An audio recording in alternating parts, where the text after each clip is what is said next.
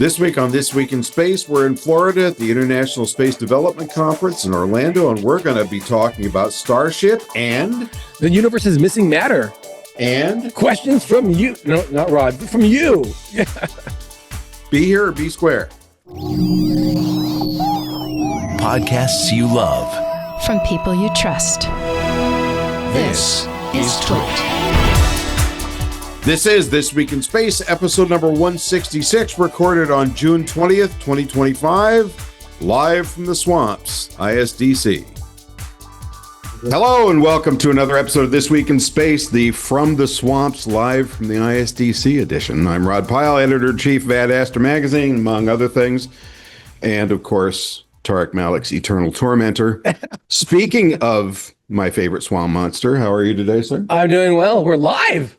Yes. From ISDC. Let's hear it with the thousands in our audience. Yes. You are our first live audience. Thank you very much for coming. You can't see them, but we're in actually like a stadium. This is just a big set. Yeah. And it's like there's 30,000 people outside. This week we are coming to you mostly live from the National Space Society's International Space Development Conference in blustery Orlando, Florida, where it's, I don't know, what is it outside? About 92, but it feels like it's 117. With thunderstorms. They closed the pool over at Live. What? Yeah. Because of lightning strike? Yeah, they forced everybody out. Second day in a row. I missed my chance to have you go swimming. So just 2 days at this conference, my little chum Tariq will be walking the red carpet. Yay! To accept his Space Pioneer Award for Excellence in Journalism. Thank you. I'm very honored. I appreciate it. Thank you, ISDC. We have a manual applause sign. So, yeah. Before we begin today, please don't forget to do us a solid and like, subscribe, and all the other podcast things you do to keep us on the air, because we love you and we need you to love us. Show us some love. Now, I have some space jokes. Are you ready? I'm ready. I'm always ready for space jokes. That's mean I'm going to laugh. Hey, this is from Jamie Marsh. All right. Jamie. Yeah. We'll see if now we have an actual laugh test. We can't fake it. I know. Okay. Hey, Tariq. Yes, Rod. Why were Time and Space invited to the family reunion? I don't know. Why? Because they're both relative. Oh, yeah. It's an Einstein joke. I get it. I get it. We got some polite chuckles. Okay. From Dolores Fantasy. I don't know if that's a real name or not. Hi, Tariq. Yes, Rod. I'm looking for a book that's been recommended to me. It's about Pavlov's dogs and Schrodinger's cat. Do you know it? No, I don't. The librarian said, that rings a bell, but I'm not sure if it's here or not. Oh, okay, okay. Because like when you ring the bell, if you explain Pavlov's dog salad, he knows he's gonna eat. Okay. But then like you don't know if the cat's dead or not in the box. Pavlov's cat. No, Schrodinger. What? I don't. Schrodinger's cat. Oh, okay, that one. I think Dolores is a good joke, but yeah, you got to like get a PhD for that. I think. Which is definitely not. Okay. From Jim Reed. Hey, Tariq. Yes, Rod. Did you hear that 2 antennas on the ISS got married? No, I didn't. The ceremony wasn't much, but the reception was fantastic. I love it. Okay, well, you're an audience of one. All right. Sorry about that, Jim. For Matthew, I've only got 2 more. For Matthew McCormick. Hey, Tariq. Yes, Matthew. Did you hear about that amazing book they're reading up on the ISS? No, I did not. Apparently, it's impossible to put down. The space woman. That was a big 0. Last one. Why? Oh, yeah. See, we got the sound effect box that superseded all you guys. From Beer and Almond. Hey, Tariq. Yes, Rod. Why don't cosmologists throw good parties? I don't know why. Because they always talk about how everything's expanding, but nothing ever comes together. Wow. I thought there was going to be a Big Bang joke. We didn't even break 2 grins over there. I know. Yeah. Alan, come on, man. All right. Well, I've heard that some people want to feed us to the gators when it's joke time in this show, but you can help. Send your best, worst, or most indifferent space joke to us at twis@td. That's TWIS at twit.tv. Now, well, we can still talk. Oh, we have to go to headlines. This is going to be a painful week for headlines, isn't it? Well, maybe I guess it depends on what you want, to talk about. So was that you or me? That was me. It was the computer. So see, this is because you're on Windows. Yeah, I have to notify you constantly. I need another driver. There was a window came up. I tried to make it go away. I failed. It popped up another window. It made a ding, and that's why we're live. And why they call you Mr. Technology. Okay, so this is a headline for which I have very little written because it's sort of self-explanatory, and it's called Starship Kablooey. Yes. What did we see, and why aren't we hearing anything about the cause? This actually, well, no, so I've got news on this because it actually, since the last time we talked. Well, you're Mr. News, so please. Yeah. Go ahead. Well, as ISD started, so to celebrate the first day of ISD 2025. For ISDC, you mean? ISDC. Thank you. What did I say? So C is important. SpaceX tested their 10th Starship. The actual Starship part, not like the super booster. Right, the upper stage. And they were getting ready for a full 6-engine, like, static fire. They did 1 engine before, and it was great. And as they were doing it, they said, and I quote, because this is actually pretty fresh. It says that a sudden energetic event occurred, which means it exploded. Right. The rocket exploded before they were able to do the test. And so, like, when you and I were talking and mapping out the episode, we didn't know what was the cause. We were like wondering why it takes so long. We did find out about an hour before we said, we got video of it. If you're watching the stream right now, it's absolutely, this is like it's like a 14-story. This is like a nuclear bomb test. It is massive. Yeah. They think that I'm going to get this wrong if I try to pronounce it, a composite overwrapped pressure vessel, which contains the gaseous nitrogen they use to pressurize the tanks.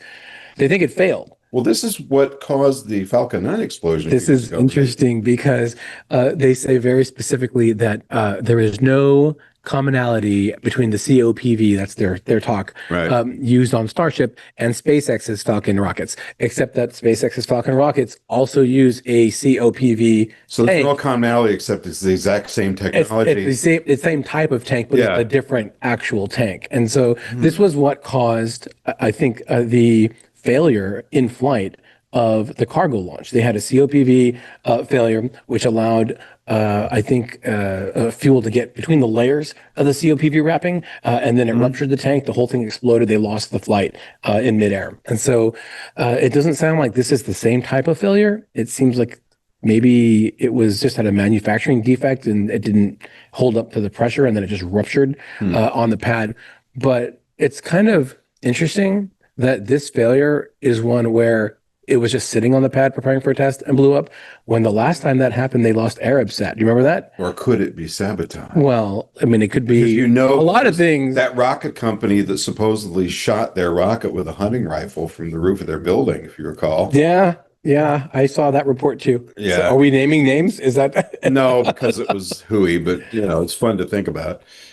There is more fallout though from this test. Yeah. It caused extensive damage to the actual test site. In fact, according to this update from SpaceX, but it wasn't on the launch pad. It was on a test. It was on a test stand for Starship. And so the interesting thing here, because they really need to ramp up their pace when it comes to the tests themselves, is that they need to be able to test things quickly and whatnot. But it destroyed the test stand. It destroyed the test stand. There were fires all around, and it caused widespread damage all around it. Of course, they have other tanks there. They have other storage stuff, other equipment, and they said that while no one was injured, luckily no one was everyone is safe.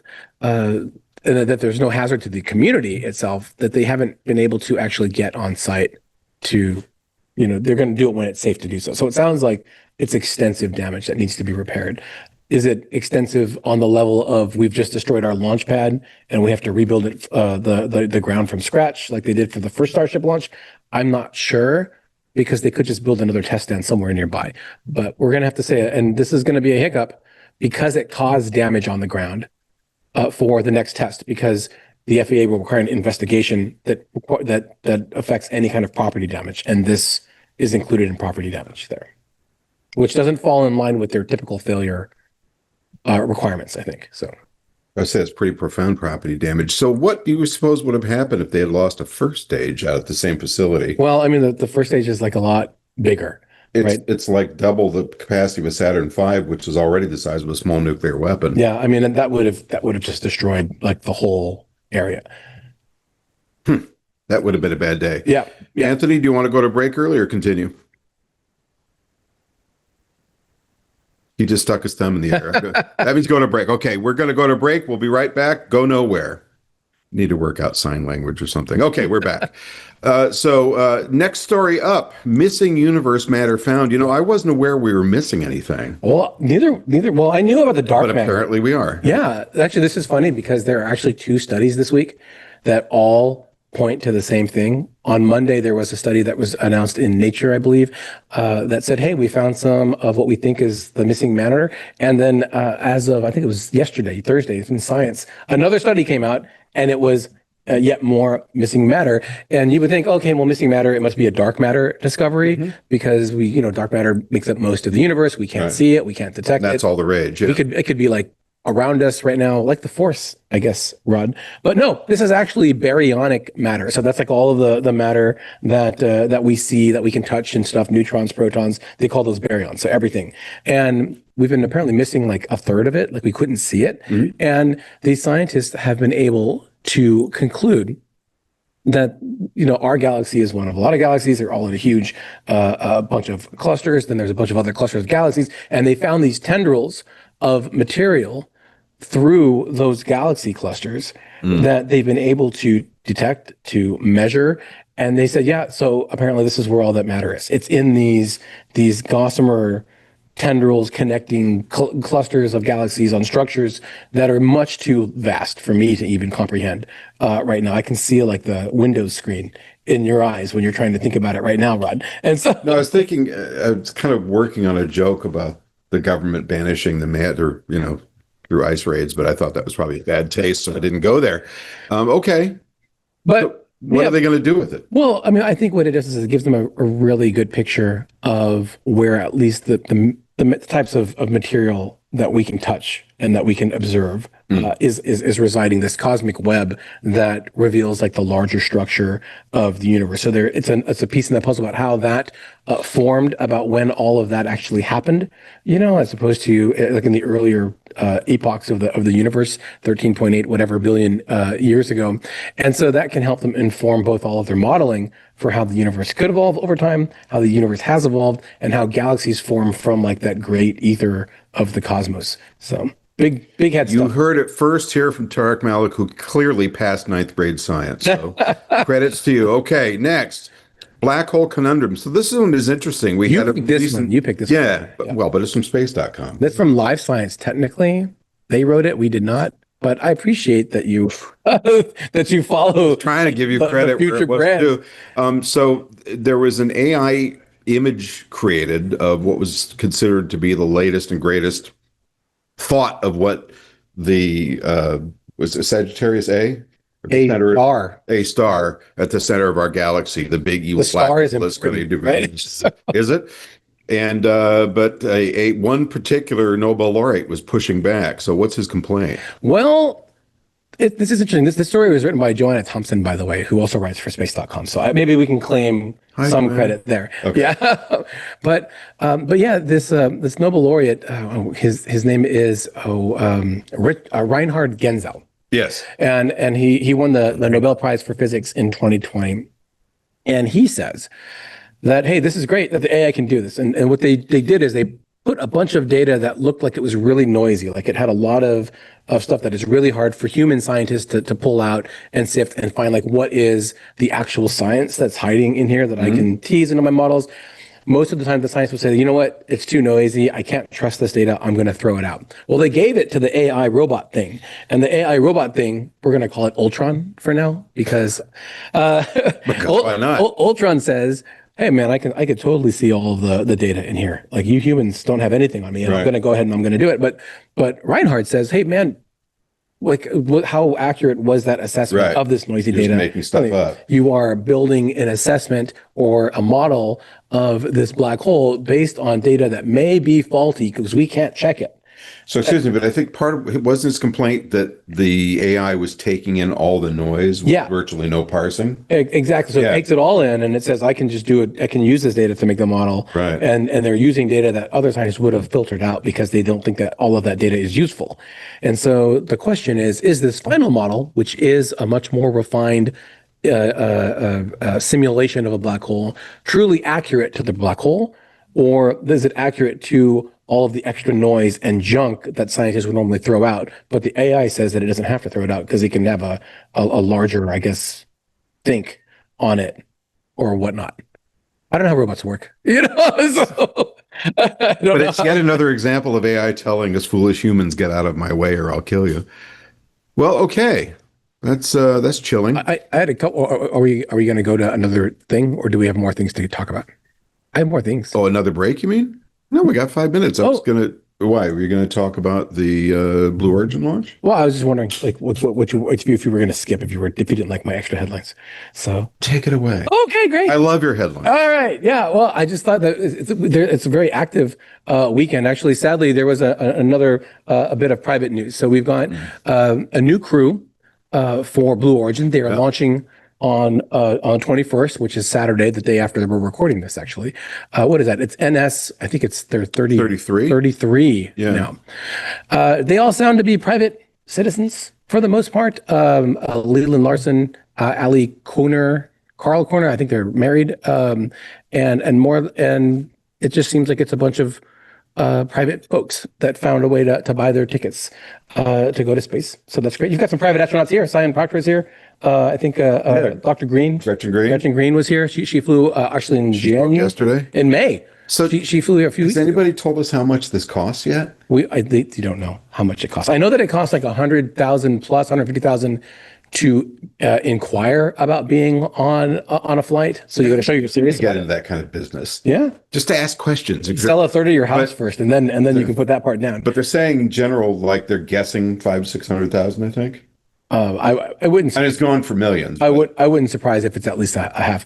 It has to be as much as whatever Virgin Galactic is raising their prices to pay, right? You would expect. When are they going to fly that thing? Next year. Yeah. They're hoping by next year to start the initial test for Spaceship. What is it? Spaceship Delta? Yes. Spaceship 2 Delta. I don't know what they're gonna call it. Anyway, the TLDR is that Blue Origin's next New Shepard launch is going to lift off. It's going to be the husband and wife pair are Ali and Carl Koiner. You've got a philanthropist and beekeeper, Leland Larson, entrepreneur Freddie Resigno Jr., a lawyer and author Owolabi Salas, and a retired attorney Jim Sicken. No surprise person on this flight. No. I think a beekeeper's pretty weird. Yeah. I think it'd be interesting if they brought their bees on board and they got loose during their zero-G. Like that episode of The Simpsons where all the ants get loose and they fight over who's the queen. I'm too old to watch The Simpsons. Oh, well, I was mature at that time. Of our hundreds of people in our studio audience, almost, would anybody mortgage their house to buy a flight on either of these? Okay. Maybe a lot of head shakes. Yeah, kind of. We got what? Only if she was dying, she says. Okay. How about, let's see. If you had a choice, if you were going to be gifted between going on the Blue Origin vertical rocket ride or Virgin Galactic's, we're going up like an airplane and then we have to like origami our spacecraft so it can come back with drag and all that, which one would you prefer to fly?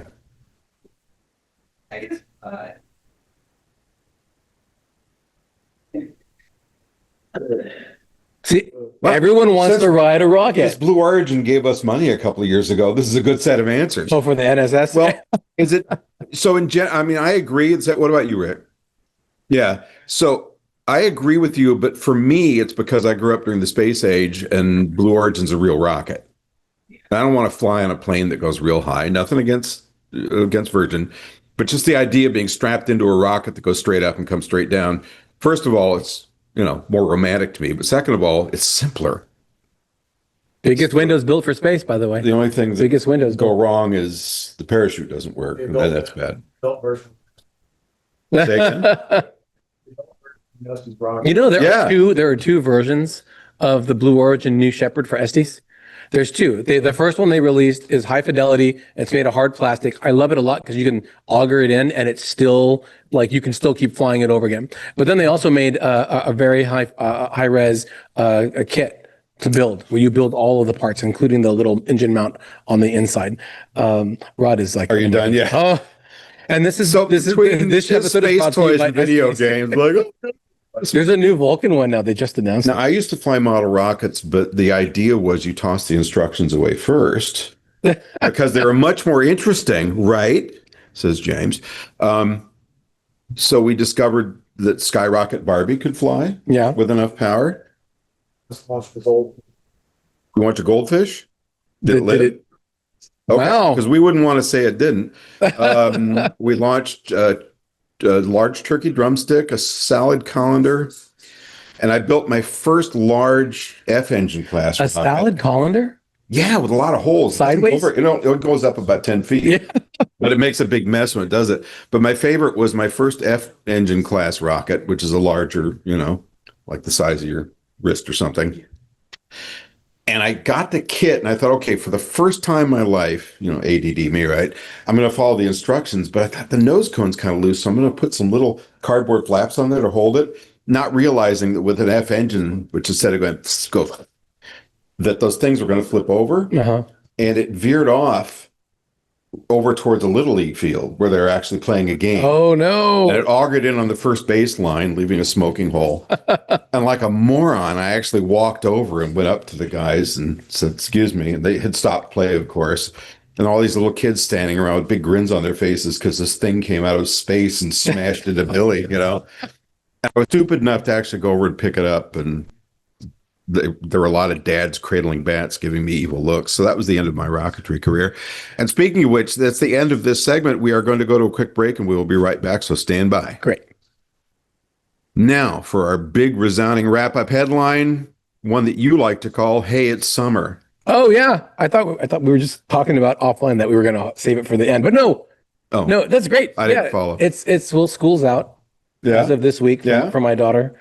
Clearly for from summer. a hotel here. Yeah. So everybody that was in school is here. So this is just a casual reminder to everybody that the summer solstice is tomorrow as we're recording this. So today is June 20th. So tomorrow is June 21st. That is the official start of the new season on Earth. So for us here in fabulous Orlando, Florida. You could be a druid. For everyone back in fabulous New Jersey, back home, it will be summer, which means, camping, whatever trips. And apologies to everybody in Australia and South America or whatever. It's the start of winter for all of you all. So no Christmas in July for them. But that means that with summer brings shorter nights, the days are going to be longer. So if you really want to get your sky watching in, really go out and find some good dark skies if you're going to camp. There's a lot of things. There's a new supernova for everybody in the southern hemisphere in the sky. So you've got those longer nights now. You can go up and check them out. It's really, really cool stuff. We should talk about that next episode, actually. We should. Yeah. And speaking of dark skies, here, if you live here in Orlando, how far do you have to drive to not see like the big glow from Disney World and all that stuff? I do not know. Got to be hundreds and hundreds of miles. Oh.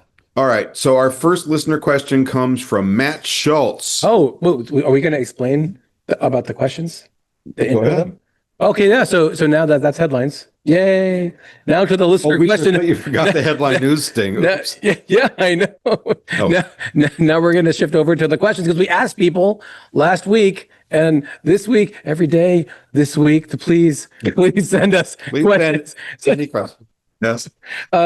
So now we wanted to hear from what our listeners wanted to know about space, and so now Rod, you've got some questions. So let's do it. Thanks for actually setting that up. Yeah. So from Matt Schultz, says he envies us our space camp visits. Matt. Now I went once in '84 when it was still for little kids. Which means you're an amateur. Barely fit into anything. You went like 5 times for 5 weeks, not 5 times because I did 2 weeks. Twice. You did 2 weeks? Yeah, no, once. I did 2 weeks one time. Yeah. God, what a dweeb. So anyway, he says, envies us our space camp visits, wants to know how to do something like that on a budget. And he wanted to make a point. I don't know where he got the idea that I have an opinion about this, that he doesn't identify as an analog astronaut. He says, I agree with you. Cosplay is not an issue. Have fun and be proud of what you're doing and call it what it is. Just don't claim that you're an astronaut. It's an insult to the real deal. Okay, wow. Matt, we got it. You guys would get along. So right? I get along with a lot of grumpy people and the dead. So you've been to space camp more times than I can even imagine. So what advice do you have for him to go on a budget? Well, I think that I would say it's been about 5 years maybe more than that since I've went. I think Zadie was like 6. Well, I went in 1984, so Yeah. your experience is a bit more recent. I mean, it's hard because the only space camp, there used to be one here in Florida, and then there was another one in Alabama. And Huntsville. Yeah, they closed the one that was here, very close to Kennedy Space Center, a long time ago. And so the only place really to get that authentic experience. By the way, the one in the movie in the 1980s movie, I keep looking at my camera on the computer, and it's over there. The one in the movie, they used the Kennedy Space Center for it. But You forgot to say horrible movie. no. Okay. No. Anybody here see Space Camp when it came out? Opinion? Well, but now I can see it. See, she grew up, Tariq. No, she grew up it and has- realized it was a It terrible has film. Marty McFly's mom in it. It has Tate Donovan in it, who was like super cool when I was a kid. Okay. Right? Sorry, that's enough. So for anybody who didn't see it, there's a bunch of kids. There's a robot. There's kids in space camp, and let's go sit in a real space shuttle while it's being fueled for flight. Demerit 1, Jinx sent Max into space. the hideous robot, and Jinx then sent Max back. they are in there, and suddenly, oh my God, there's a launch emergency. The solids have ignited because a Firefly exploded or something. We have to let the shuttle go so it doesn't explode. It was just ridiculous. I think it holds up. Which I think is it why holds you up. liked it. Yeah, now because there are no space shuttles flying, it's a historical document, obviously. James, our volunteer chief, is holding his nose. I think that's pretty clear assessment. Anybody else have opinions about Space Camp? Did anybody like Space Camp? There's a lot of indifferent shrugs in it. Ronnie, really? Oh, no, the movie.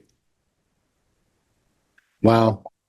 I mean, He likes Godzilla. people are allowed to be wrong. It's a free country, so that's all right. Okay, moving right along. But no, to help out. Yes, that would be nice.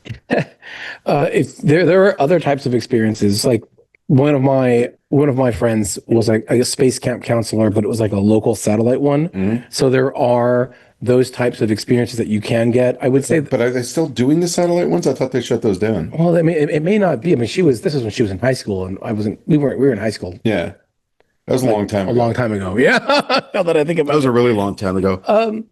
because the Huntsville, you have to go there to Yeah. be able to be in, and maybe All like. the cool stuff's there too. Yeah, but you maybe don't go during the summer. That's when it's Yeah. super, super hot demand. And if you're an adult like we are, the programs aren't. You don't have to go for the full 5 days. You can go for 2 days actually, and it's a more affordable type of a trip. And then you can get in and get out. I would always recommend that you spend at least an extra day to go to the museum, take the tours of the Marshall Space Flight Center.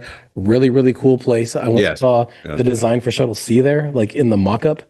Remember Shuttle C? The automated I remember space, the shuttle C that didn't happen. the automated space shuttle cargo variant Yeah, that they were going to yeah. build. I was so thrilled, but I was like 17 back then, so that was a long time ago. Long before you went gray.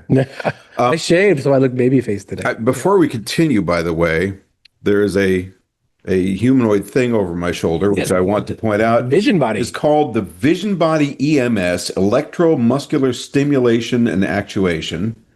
Activates 98% of the body's muscles and will help with bone density. So the idea here is that you put this on an astronaut. This is one of the exhibitors at the International Space Development Conference.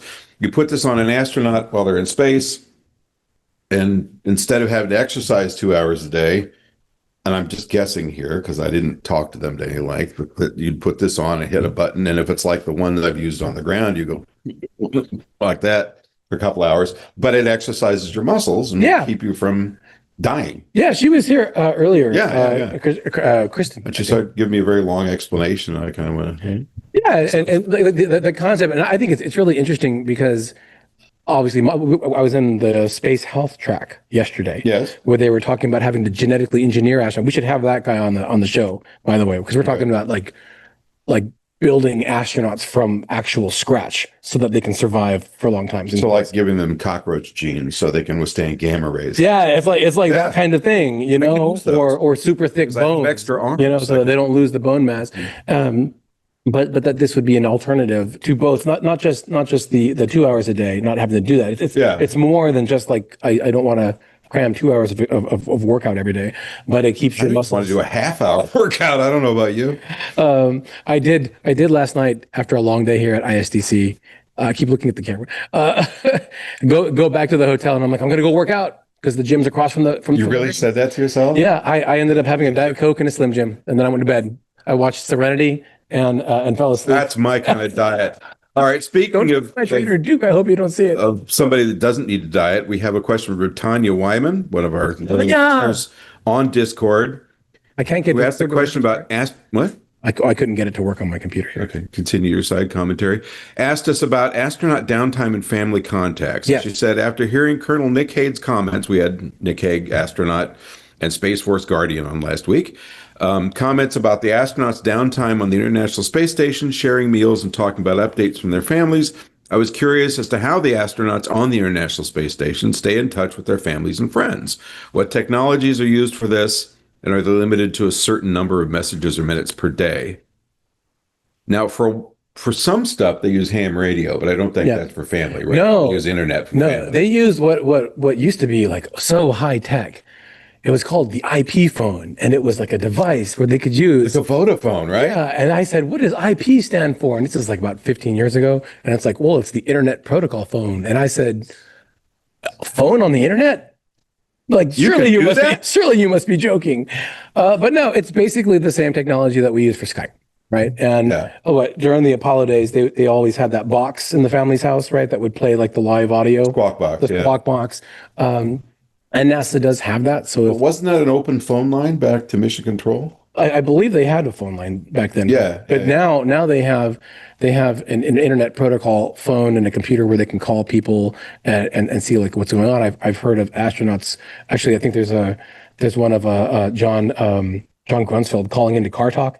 Right. Yes. That was where he funny. called in to talk about that. So they have like weekly time built in. They might even be daily. It depends on how they set their schedules up with their flight surgeons for contact, where they can build, Tanya, that time to call people, call their friends or whatnot, and it is run through a computer that has that internet protocol on it. I don't know if it's Skype or if it's Zoom or some other kind of proprietary thing that NASA sets up as a portal, but I know that it's very similar to like what Rod and I are using to record the show today, to arrange and do that. Plus they can also do audio as well to make phone calls too. Like I have Ring Central that my company uses. It's a version that's similar to that type of thing.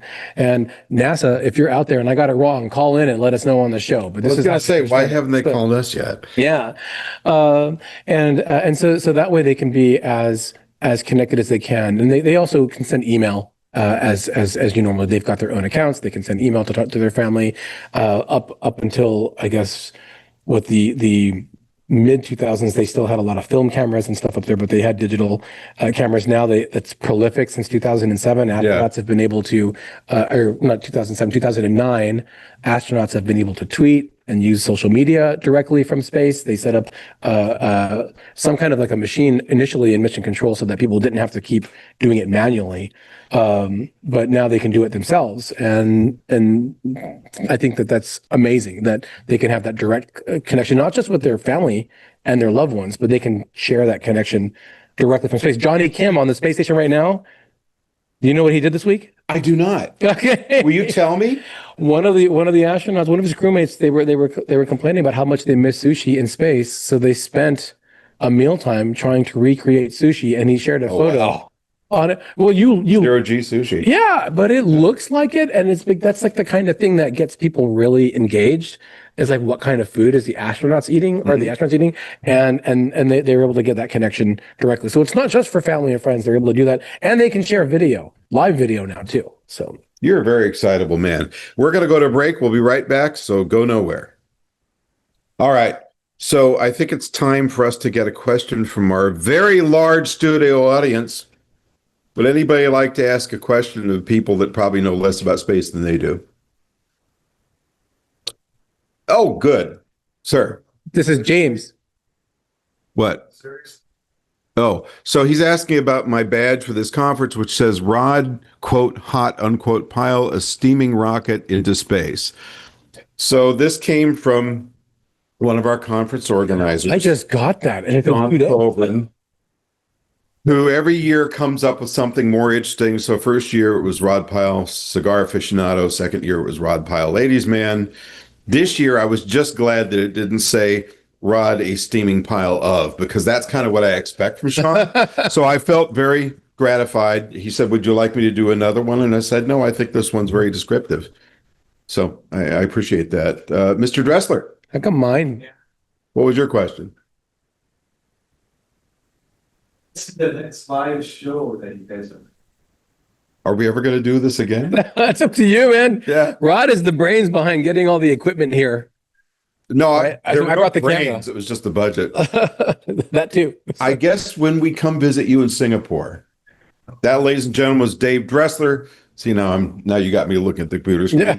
Who is a big wheel in the National Space Society and has been traveling the world for the last couple of years and recently went to Singapore to get married. Oh, congratulations. Let's all Yay. for Dave and his new bride, who he'll be seeing in 6 months. All right, have you had chicken rice yet, Dave? Well, Yeah. he goes to Singapore every year because My wife is from Singapore as well. Singapore. So, Yeah. okay. Yeah. Okay. Enough of this insider stuff. All right. From Ken Kramer, Ken, Starship, where art thou? where art thou Well, the indeed? general question. Starship, where's the beef? He says it's supposed to be all but replacing other rockets and taking us to the moon, but it just keeps exploding. So that's a pretty blunt question. Yeah. I don't really know if there's an answer for that, except on one side of the fence you have, well, it's iterative improvement, and that's how we do things. On the other side of the fence, you have the popular media, which says, why does this thing keep blowing up? So I guess one answer is, especially lately, the last few explosions, they had just upgraded the whole thing. So Yeah. they're on the third generation of rocket engines, Yeah. which are much more powerful and much simpler. They're on the second set of upgrades, the upper stage, Starship. Mm-hmm. And they're on the second upgrade to the booster, right? I think that the Raptor 3 engines aren't on the ship yet. I don't think that they are. Oh, okay. I think that they were going to do that later in the year. Okay. But to your point, so we were on explosion number 4, right? Is that I right? think so. Yeah. So Flight 10. we had January's flight 7, March's flight 8, and then flight 9 was the one that just did, broke apart. Yeah, and so flight 10 is the one that just blew up on the pad.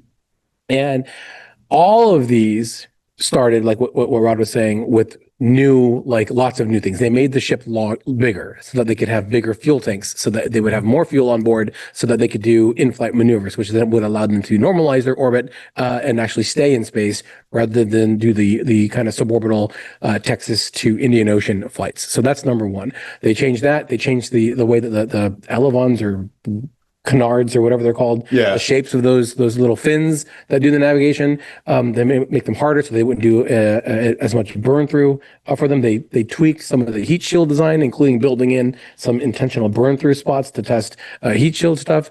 They even added some new active cooling stuff, which I think means that they have coolant going through. Right. They're going to have fluids transferred through them. They changed the brains of the ship.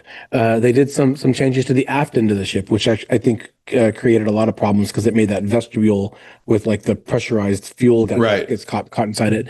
The part that went boom. The TLDR is that they changed like a lot of something that had worked 6 times before, all at one time, and then it failed, and then it kept failing, and it seems like it's different reasons slightly. The first few were because of the gas getting caught in this vestibule thing in the bottom of the basement of the ship. But this thing with the tank, if that's what it is, that's a whole other ball of wax. Is it the new tank? Is it different? Did they change that Talk tank? about the The COPV. COPV. Yeah, I'm trying to say COPD. That's not right. Yeah. So I think that a lot of the pressures here is that they have made big claims for what they're going to use this rocket for. Big claims. And Especially in terms of timelines. in terms of timelines, yes, because NASA has picked them to land people on the moon. NASA wants to do that by 2027 now. Remember when it was 2025? Remember when it was 2020, Rod? I remember I think it was going to be 2018. This thing was going to be flying in the middle. Yeah. And so I think that there's a lot of factors that are pushing them to say, yeah, we can still make this timeline, but then things keep failing, like you said. By the way, the where's the beef? I do like the Wendy's reference to that old commercial there. Yeah. I was wondering how many people are going to remember that. Yeah. You're barely old enough. So, so I think that there's problems, because now you can say flight test failures. I get it, but a failure on the pad when it's just waiting for another test, that's a whole other thing. And so, is there an issue that they're flying too much and too fast on two different programs? They want to launch, I think, 50 plus rockets from both Vandenberg and Florida this year. They signed on for 50 plus, I think, for Starship too. They want to do 25. I don't know if we're going to get there, but they have a machine that churns these out. Right.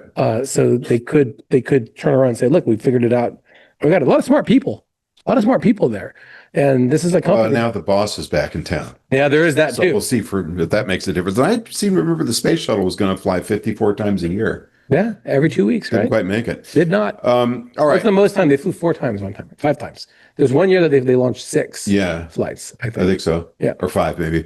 From Thailand, we have from my pal Steve Rossi, who is a writer and a former, he's a Hollywood refugee like I am, and has done many other things. This is a long question. Well, yeah. So he wrote in on Facebook and said, "Hey, your episode a couple of weeks ago, you were kind of over. This is with Casey Dreyer from Planetary Society. Came on talk about the budget for NASA, and he said, you're basically overseeing the demise of our favorite space agency and eulogizing NASA in episode 164, and you were still making jokes." Oh, you were making a joke? We were. Yeah. In the episode, not about NASA at that point, but we have our opening segment.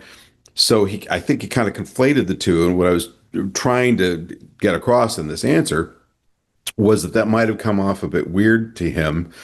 But, it's like, so when my parents died, it was a very difficult time, obviously. But my sister and I have a fairly dark sense of humor together. There's a certain point when you're going through all this stuff that humor can begin to emerge. Now, people around you may look at you and think, wow, they're really horrible people.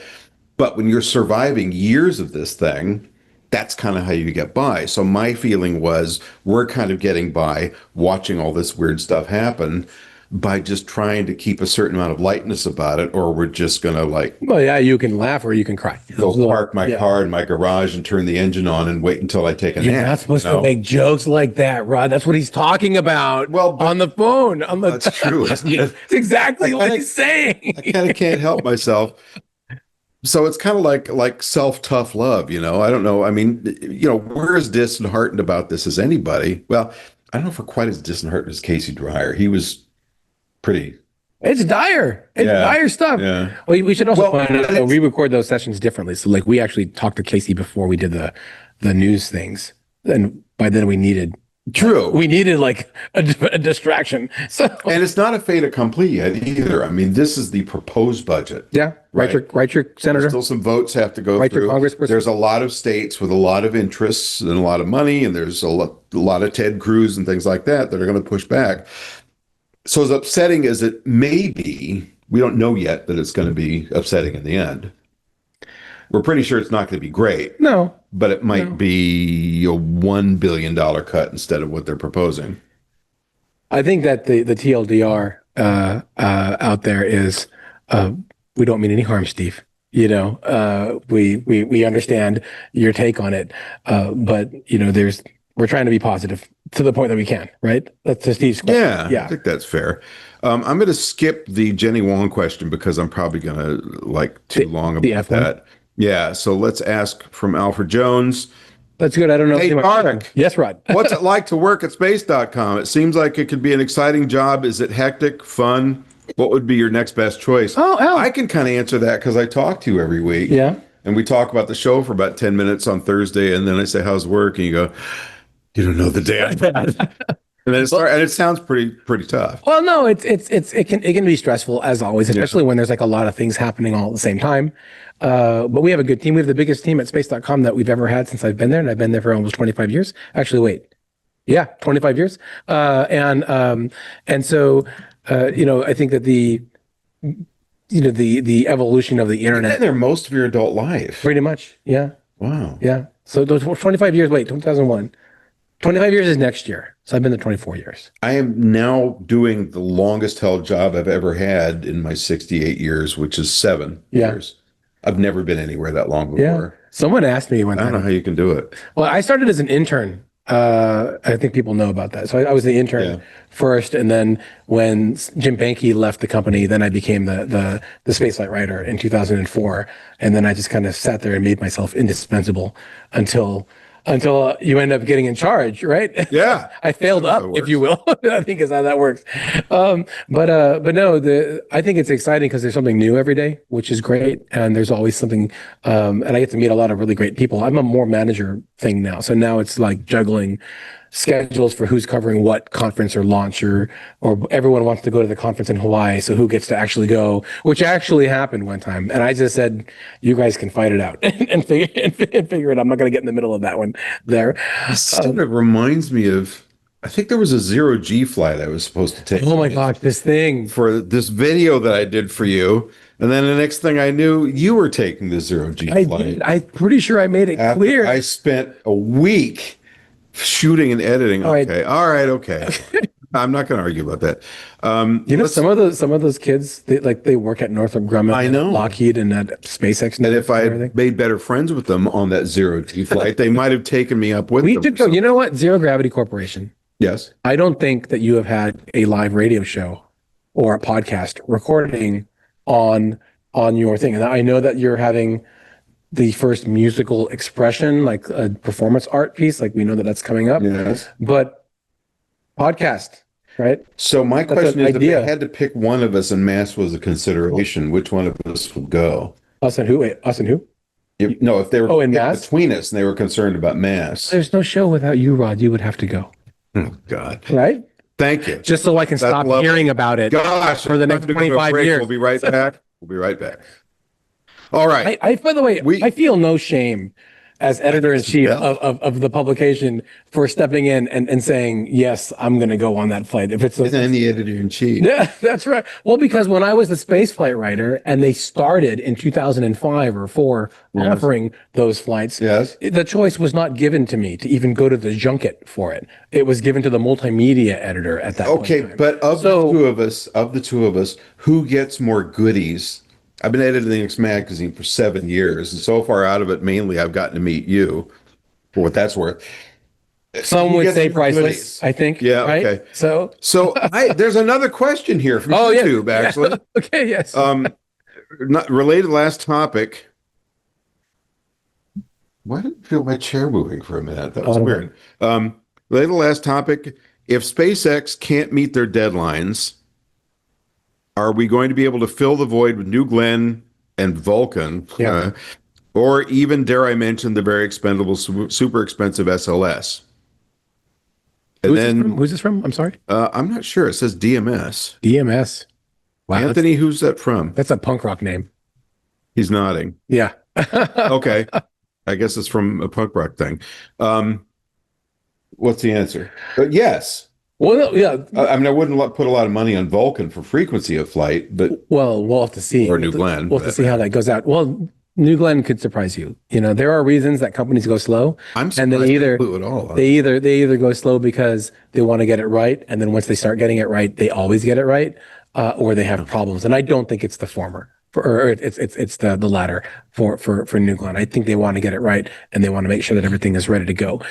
It's really funny that you mentioned this about the stuff with Starship, because there was a panel at the recent Mars Humans to Mars to Moon to Mars, the HTM conference, where H2M, yeah. where the Blue Origin really just outlined their plans for going to the moon and how they're doing their Mark 1 lander by the end of this year. Yeah. And I think that's really telling. You know, if you see Blue Origin launch their lander to the moon and land it this year, the Mark II, the one for crew, is just a scaled up version of that. It's not like any substantial departure in terms of a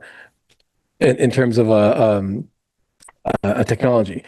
And there was that whole big speech, remember, with Mike Pence in the first Trump administration, where he got up there and told the National Space Council, look, it's either moon or bust by any means necessary, which was the wake up call that Boeing needed. May not be you, Boeing. And it may not be you, Boeing, with your rocket that's taken 18 years. Again, it worked the first time. That's great, right? But it's on the chopping block right now, so to speak, in terms of missions with the budget. And if it does go away, and Starship is delayed, someone has to fill that void. And it's whoever builds the rockets the fastest and the landers the most dependable, the fastest, and that gets there. And it may not be Starship because they have to test more, right? So I have to ask my question I bring up every time about Blue Origin, which is kind of juvenile on my part. Does anybody here have any inside intel on Blue Origin? Okay, so you live in Florida. They got that big plant up at KSC. Every week, there's trucks rolling up there and unloading big spools of stainless steel and tanks and machine tools and all this stuff. And it's like there's industrial constipation going on. All this stuff is going in front of the building. Is it? Or is it that they're building it? One little rocket came out the back. And it's like, where's all this stuff going? By the way, for people who haven't ever been down to Canaveral to see Blue Origin's factory, it's massive. Oh, it is absolutely, because you got invited inside. I've never been inside. Space stuff. I've pulled over. How do you know it's because I drive over there and I pull over to the side of the road and I stand there and I scream, "Let me in! Let me in! Don't you know who I am?" Little pigs. But no, you can see it. Jeff Bezos posted like a drone shot of how big it is. But you didn't it's like a mini. I've never been inside. No, it's like a mini machine. You know what you're talking about. Well, they've shown photos of what it's like inside. Where they have shown photos of what they want you to think. Inside. Okay. I think it's just a big empty building. Okay, that's what Rod thinks. Okay. We'll see. Boeing. Blue Origin let us in. You got to prove Rod wrong. I think you've got at least 4 new Glens already built and waiting to fly in there. Rod thinks it's just a bunch of cardboard with with rocket ROKET on the side. He's just joking, Blue Origin. Please send another check. Okay. Back to Jenny Wong now. Right. Says, reading one of your books, Rod, please elaborate on the story about the Saturn V's main engine. Oh, she's reading Innovation the NASA Way, 2014. I had that book. Everyone should have McGraw-Hill education. The Saturn V's engine and how the designers managed to keep it from exploding. Also, why don't they just build new ones? So let's answer reverse order. A lot of people ask why we don't just rebuild the Saturn V engine or the Saturn V, for that matter. And the answer is, the engineers in the room are going, It was a revolutionary design for its time, but it is not a revolutionary design for today. It's a functional design. But everything was expendable. Everything was custom. Building a Saturn V engine was essentially a work of creative art. When you say everything was custom, does that mean that each engine was custom made? Like they really were. The parts were not interchangeable. So they had a design that worked for all the F1s. But if you go and look at the parts, these were handmade by people with incredible skill sets. So 2 things. One, we don't really have the plans to do those today in the detail we need. In fact, when they wanted to redo the gas generator, to see, because for a while they were thinking of reviving the Saturn V, they had to go to a museum and pull the gas generator off of there and measure everything and build from that set of blueprints. So there's a lot of just material that's not there, factual material. There's all the people that designed and built it who are either dead or extremely old. And it's an older, inefficient design, so you wouldn't want to redo it. Specific to her question about how they stopped them from blowing up, so this was Rocketdyne back in the late 50s, early 60s. The F1 was originally commissioned as an ICBM engine. So they're going to build a rocket with an F1 or multiple F1 engines. That's one way to get funding for your space program. This is before NASA was involved. So this is the Air Force saying, we got to loft nuclear bombs over to Russia, and they're big and they're heavy, so we need a great big single chamber rocket engine. So they're working on it. Then the Air Force said, you know what? We changed our mind. We don't need that after all because our bombs are small now. And so they had other ways of delivering. So NASA picked up the F1 contract to continue developing with Rocketdyne. So Rocketdyne is building these massive rocket engines out at Santa Susana in Southern California, not far from me. They're firing them and they blow up, and they fire it and it blows up, and they fire it and it blows up. And these are the days of graph paper and slide rules, right? And really basic computers. So they would go out and pick up the pieces and go, oh, look at that. See how it bent there, and try and figure out what went wrong. But they just could not get a hold of it. And I don't remember. It was a couple hundred of these things, I think, that they blew. Do you happen to remember? It was a lot. It was a lot of these engines. Build and explode, kind of like what Elon's doing. Yeah. But this is on a government contract, and they were sort of running out of time, patience, and money. So finally, the very clever engineers said, okay, let's get ahead of this. Because what was happening was they fired the engine.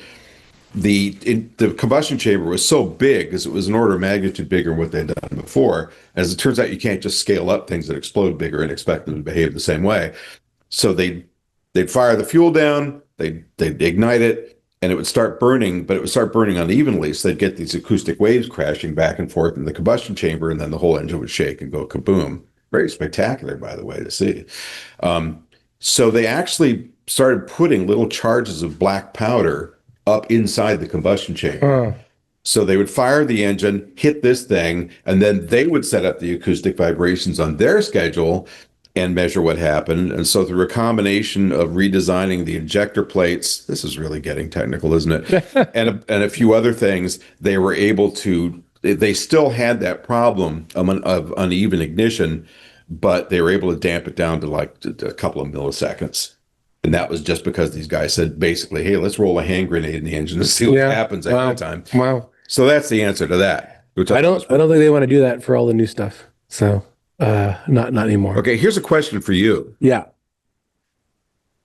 Apparently from the emergency operating system. From Jenny Carpenter, who is a teenager, where can I try on a real spacesuit and learn more about space flight? And said you've gone to space camp 19 times and practically lived there. Want to answer that question? Space camp is one place, that you can go around. I've been to like a bunch of science fairs where they actually have like where NASA goes on tour, and they bring like a glove box there, and you can actually try on the gloves and do tasks inside the box. That's really cool, and you can see how the gloves work. The gloves are really interesting for spacesuits because they're harder to use than you would think, and like astronauts must have like grips of steel to be able to use them when they're pressurized, because I've only used them when they're not pressurized. Well, they're astronaut tough. Well, I saw it on the back of a comic book. That's right. If you don't remember that, please go back to our most previous episode and you'll get the whole. I wore a spacesuit once. I was doing executive training at Johnson Space Center, and we'd have people come in to like mission control, and we'd show Apollo 13 and talk about leadership and all. It was really fun. For some reason, I can't remember what the exact deal was, but they gave me an Apollo era spacesuit to take in the next day. So I'm back at my hotel, the Hampton Inn or something, with this $1 million suit. Okay, so when you said that you wore a spacesuit, it wasn't like it was like official thing. They just like you had it at the hotel room and you tried it on. Is what you're getting? Yes. So it's a training suit. Now, mind you, astronauts don't look like me, right? So I've got this thing, and I'm like, I'm practically scraping off skin to get into it, right? I put the helmet on, and I kept it on just long enough to look in the mirror and look at myself and think, I could have been a contender, and then took it off so I could start breathing again. But I did get a chance, and it was a training suit. But it was, an AL7 or whatever the EVA suits was. It was really like quite a moment. I think that's awesome. I think that sounds great. Because I know as close as you've come is wearing your space camp jumper. That's right. That's right. I still have. I can't fit into either. I still have my. No, he's right. That's right. Well, at space camp, you wear it like late Saturday nights, right? You put your space camp jumper. If I ever, that's always like the choice. If I ever start for the YouTube channel to do like a face cam, like maybe I wear the jumper. Yeah, it fits. And really? if it's better now that I've gone on my diet, so it's good. So both Rod and I are on diets, everyone, and they're both very successful. So how much have you lost? 20 pounds. So it's almost as good as my 35. I know, right? So I'll get there, Rod. Okay. But no, to answer the question, like you could always go to a work event and steal the spacesuit, take it home, try it on, and bring it back the next day, like Rod did. Or, at space camp they have those kinds of experiences as well, but that's like a whole other big investment that you may not want to spend. Some of the students, like they get picked to go on the arm, and then they get to wear the special spacesuit and do that. I did not get to do that. I had to keep my friend Sarah from going space crazy. We had to duct tape her to a chair because she kept trying to open the hatch in that scenario. You were dying to do that, weren't you? Well, no, it wasn't my idea. I think the counselor is the one that told us that we had to do it. You actually, But kind of a cool don't idea. don't give Rod any ideas because now he has tape. But like I was saying before, like I had gone to like World Science Festival type, type of events to try on the gloves, and I thought that was cool. There was a company, and I think they still do it. It was run by Teddy Southern in Brooklyn, New York, Final Frontier Design, and they actually had a spacesuit experience for. Oh. I mean, it cost money, like Yeah, like yeah. like a few $100s. Because all those YouTubers Yeah. got in there and said, "Look, space." Yeah, and do you remember Miriam? Yes, Miriam. that's the one I was Cameron? watching, Yeah. Well, she's not a YouTuber. She was like on our team, and we went there, and this just shows like we went there, and they said who's going to go in the spacesuit, and I said I think Miriam should do it. I could have called dibs on that too, Rod, but I'm not fully selfish. It's only when you're involved, is what I'm saying. So, but no, so for a few $100s, you were able. I think maybe it was like 600. At that point in time, but you were able to put on the suit. They would pressurize it, and there is, in fact, she went to space recently, right? She has the daughter Delta. She flew on for Galactic. Yeah. What, Yes. What don't I remember? Don't admit you don't remember. Yeah. So she's actually worn that. I think she wore it to the Explorers Club meeting. When they put on it, and she had to go, and Teddy Southern, the designer of the suit, is walking after her carrying the air conditioning unit. Oh yeah, so she doesn't overheat. She can breathe. Exactly. Yeah. It was really cool to see that suit there. So that's another option, is that there are places you can go that offer that kind of an experience, and you can simulate that too with the ones where they go on the diving expeditions, where they go on those tours and you wear the special helmets. Like that's a similar type of a suit to wear. Not a spacesuit, but you're talking about where you basically put the thing on and then go walk down around, the water and walk around. I saw a video of that. I didn't know that was a thing that you could do, but it looks really cool. It is. Yeah. I mean, it's kind of like snuba, You can go diving, but only 10 feet. So we have a bunch more questions. We're sort of running short on time. So let me skip down to Wizarding on Discord. Wizard Ling. Wizard Ling, who comes up fairly often with a series of questions. Any thoughts on whether ESA or maybe India or someone else will step up to partially fill gaps left in NASA funding? Kind of have to, yeah. God, what a horrible thing to have to ask for. If the mission's planned and now defunded, any news in that regard? So it's interesting he asked that because remember we had Rob Manning on, the JPL chief engineer. They did cooperate on the Mars orbiter mission from India, which was about a third of what it would cost to do here because labor costs in India are less, and the majority of the workforce for that was women, who they paid even less. No comment there. But so that was a tremendously less expensive mission with JPL still doing operations and control. So they have some experience, at least on the robotics side, working internationally. So I guess the question here is, then so let's fast forward to Viper. Yeah. Right. So RIP. The Moon Volatiles, rover that's supposed to go out and do prospecting. But which is built. It's finished and mostly integrated. We know some people that are helping oversee that project. They said, yes, it's ready to go, and then it gets canceled. So you'd expect an international partner to say, well, we'll launch it. I mean, we've got it finished. We have rockets. So why hasn't that happened? I think that the answer will come over time. Things are still in flux because the NASA budget's not set yet. And so because it's not set, there's still hope for things to get turned around so that the cuts either aren't that bad or maybe Viper gets reinstated somehow. Astrobotics still isn't ready to fly. So the lander's still not there. So that may have been an informed choice by NASA, I guess, at that point, because it was supposed to launch in October of last year. But as we were talking, I think in the last episode's news roundup, the European Space Agency is looking at what can be done now, because like you were saying back then, they got jerked around a lot with ExoMars and the fact that we said that we were going to join them on Mars, then we said we're going to fly them NASA, and now they're pulling out altogether. Now they don't have a ride to go to Mars now, and they have to figure that out.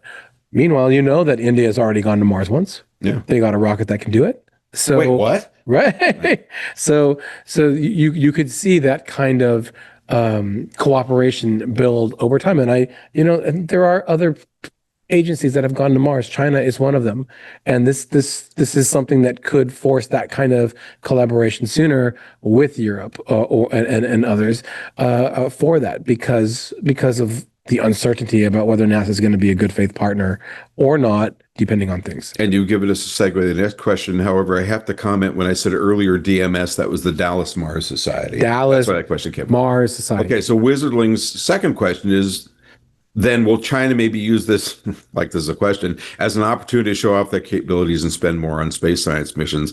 I think they're spending plenty on space science missions, and they follow through and they plan 10 years at a time, and the budgets are the budgets, and it's an autocracy, and you just do it. China is working with Pakistan to host their first international partner on their Tiangong space station. They are building a Hubble level space telescope within reach of the Tiangong space station, so they'll be able to service it over time. They've already built the world's largest radio telescope on Earth that has a lot of scientists trying to get it, and they are the first to bring back samples from the far side of the moon that scientists have to go around U.S. regulations to try to be able to study over time, which we've talked about as well. The pursuit is there, and I think that it's going to really be up to how both the priorities are set in funding and in prestige on the federal government side and the Trump administration side to say this is what we're going to do and this is why, so that we can maintain the leadership. I will point out that Janet Petro, acting NASA chief at Paris Air Show this week, talking about how they aim to keep NASA at the forefront of aeronautics research at a time where the budget is going to cut the aeronautics budget, a research budget by 40%. That seems like kind of a bold claim. Yeah, so it's kind of, you can't have that cake and eat it too if you're not going to pay for the cake or the ingredients to make the cake or like the plate to put the cake on when you're done. And you're talking about prestige and geopolitical power, soft power and so forth in a time when we got how many years to return to the moon before China does in 2029, which they will do, as I say often, without doubt, before the end of October 2029, because that's the 80th anniversary of the founding of the People's Republic of China. And we are not even close to being on that timeline, in my humble opinion. Yeah, probably not. I don't think so. Yeah. So I hope so. I hope I'm wrong. Anybody here think that's wrong? Some other player could come with SLS, on the lander. Okay. We got to wrap up here pretty quick. Oh, so Wizardling's last follow-up, which we kind of already answered, is, so it comes to one question, I guess. Is anyone stepping up to fill the gaps left by NASA's funding being cut? And the answer is no, not so far. Dallas Mars Society follows up by saying, if you go on a 2-week mission simulation at the Mars Desert Research Station in Utah or at Flashline in the Arctic, up to next where I was, the crews have to wear analog simulated spacesuits. Yeah. So when going outside the HAB module, you do this simulated. That's for Jenny's question. Like he's answering. Yeah, which is true. However, that's not a real spacesuit, quote unquote. Yeah. It's kind of like a jumpsuit with a helmet. So, I mean, you get the simulated experience, but if you're talking about a real spacesuit, you got to go to space camp. Jenny, you could build one yourself too, and like win a NASA contract. Finally, Aunt Pruitt, our old friend who used to be our producing tech, said, when is Mr. Malik going to get a functional desk chair? You've been tattling. So as a background here, he's got a really cool Star Trek gaming chair. And for the first 2 years of this podcast, he'd be sitting, and it's like, I don't know, how hard is it to replace a wheel? But the wheels would fall out. The wheels Next fall out. thing you know, you're two of them. And suddenly there's nobody in the frame because he's fallen out of his chair. I had it up on blocks for a while, so to not fall over. And I wouldn't call you Mr. Technology, but I didn't know that you could replace the base of an office chair until what 2 years ago is when I did it last year. And that's why you're a reporter. And then I did. If you built rockets, we'd be in real trouble. And then now the new replacement is falling apart and the wheels are falling off again. And it's just one wheel.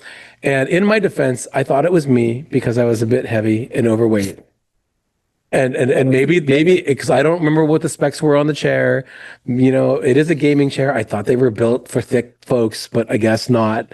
And but I lost all that weight, and still this is coming up. So I just think that it's a shoddily made chair, and so I think that's maybe shoddily made, but they're $900 now. Yeah, well they don't make that chair anymore. Well, you can still get it, and the pleather comes off too. So for people who haven't seen it, if you haven't watched our show, the chair is like this teal blue blue, like the science colors on Right. Star Trek, and black and white.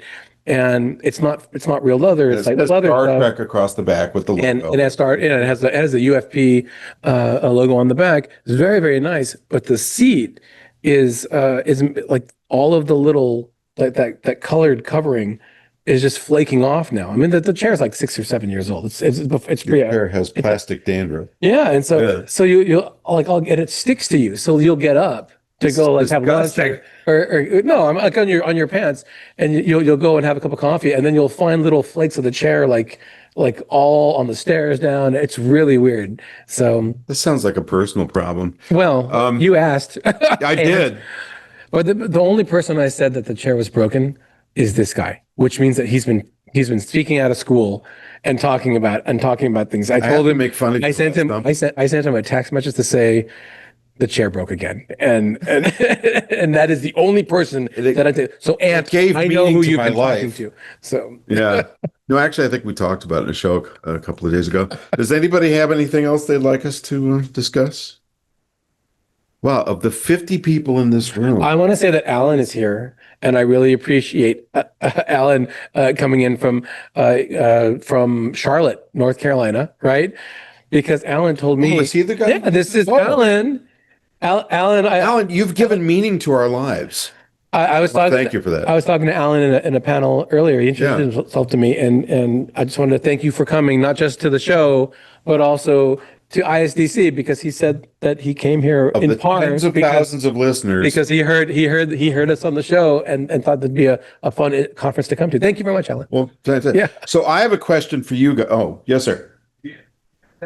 One of the next spots is going to be out of KC. KC. Well, it's not Sunday, I can tell you that. Kennedy anymore.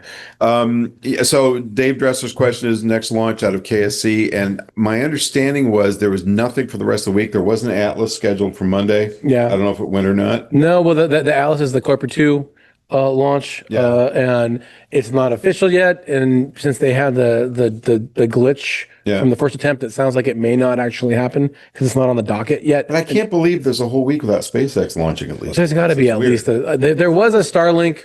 There was a Starlink that was slated for Sunday, like AM, like 1 a.m. Okay. So, but we went into this. We went into this day thinking there were going to be like 2 launches today, and I think 2 more over the weekend. And it sounds like it's all crickets from here on out. AX4 they announced yesterday was going to be delayed indefinitely because of the leak on the space station. Right, which is interesting. Yeah. Which we'll have to talk about a little bit more because it's a bigger deal than we thought it was going to be. Okay, so I have a question for you guys. In 10 seconds or less, and this is for a Space 2.0 unworn t-shirt from my 2019 book, Space 2.0. I don't even have one of those. Did I promote this enough? Who is the 6th man on the moon? Real quick. Again? Nope. Wow, really? Uh, I'm shocked. Huh? Alan Shepard. Alan Shepard, Dave Dressler, you are a winner. That's the second t-shirt you've got from me on this trip. Okay. Huh? Oh, you're right. It's Ed Mitchell. Oh no! Give the shirt back. You guys are going to have to share the shirt. The space historian got they could space wear it at the history same profile. time. I want to thank everybody for joining us today for episode number 166. Wait, 165 or 66? I got it wrong. 66, isn't it? Because that's where we get our kicks. Yeah. Yeah. That we like to call From the Swamps, live from the International Space Development Conference in Orlando, Florida. Live. Woo! Tariq, where can we continue to follow your amazing career, so I hear online? Yeah. Well, you can find me at space.com as always on the Twitter or the X and the Blue Sky at Tariq J. Malik on YouTube at Spacetron Plays. If you want Fortnite Because news. he's trying to make a retirement plan. Yeah, that's right. Playing video games. That's right. And That's right. That's right. We got a new season of Fortnite Festival. Lots of new updates for the summer and Fortnite. Okay, It's gonna be let great. me just take a quick break here. We have Isaac Arthur in the back of the room. Isaac, hello. Right, everybody. So Isaac Arthur is the National Space Society president. He's also a YouTube phenom with, do you have 1 million subscribers yet? That's 820 on. Only 820,000. Only 820,000 Boy, people. that's close to what we're getting. So how to make a living off this stuff. So he's playing Fortnite? Yes. And Fallout 76. Soon to be Outer Worlds, because what do the you new think one's the coming out. chances are? Yeah. What do you think the chances are that's a good 401k plan for him? For playing Fortnite on YouTube to make a living. You'd be shocked how many people want to watch people just play games. You'd be shocked, Rod. I am shocked. From the expert himself. They love watching. I was afraid you were going to come over and support his point of view. Okay, well, there we go. And always remember, you can drop us a line at twis@twit.tv. That's TWIS@twit.tv. We welcome your comments, suggestions, and ideas anytime. And I will answer your email because Tariq doesn't read his. I answered Daniel's email. Yeah, you answered. Daniel says that I have really horrible timing on the headline news ding because of the delay. Yeah. And I said, well, but we saved you this week because we forgot to run it. New episodes of this podcast published every Friday on your favorite podcatcher. So make sure to like, subscribe, tell your friends, give us reviews. We'll take 5 stars or a thumbs up or a tongue sticking out or whatever you got, because we love you and we want you to love us. You can also head to our website at twit.tv/twis, which is what I was trying to say. And don't forget, we're counting on you to join Club Twit in 2025. Besides supporting the Twit Network, you'll help keep us on the air and bringing you great guests and horrid space jokes. And you can get all the great programming with video streams on the Twit Network ad-free on Club Twit for only, Anthony, it's not $7 a month, $10 a month. For only $10 a month. Was 7, it's 10. Sign up now because it'll only go up. And you can follow the Twit Tech Podcast Network at Twit on Twitter and on Facebook and twit.tv on Instagram. Thank you, my friend. Thank you, Rod. Thank you, audience of hundreds. Percentage of hundreds. And thank you out there in podcast land and on all the live streams we're on. Anthony, what is the full list of live streams that we go out on now? So Discord, YouTube, Twitch, X, LinkedIn, Facebook. LinkedIn? Did I say TikTok? Wow. Yeah. No, you didn't say TikTok. Kick. Is there one more? A Kick. That's a lot. Anybody here on Kick? Yeah, I know people on Kick. 60. Yeah. All right. Thanks, everybody. We'll see you next time. Take care. Thank you. No matter how much spare time you have, twit.tv has the perfect tech news format for your schedule. Stay up to date with everything happening in tech and get tech news your way with twit.tv. Start your week with This Week in Tech for an in-depth, comprehensive dive into the top stories every week. And for a midweek boost, Tech News Weekly brings you concise, quick updates with the journalists breaking the news. Whether you need just the nuts and bolts or want the full analysis, stay informed with twit.tv's perfect pairing of tech news programs.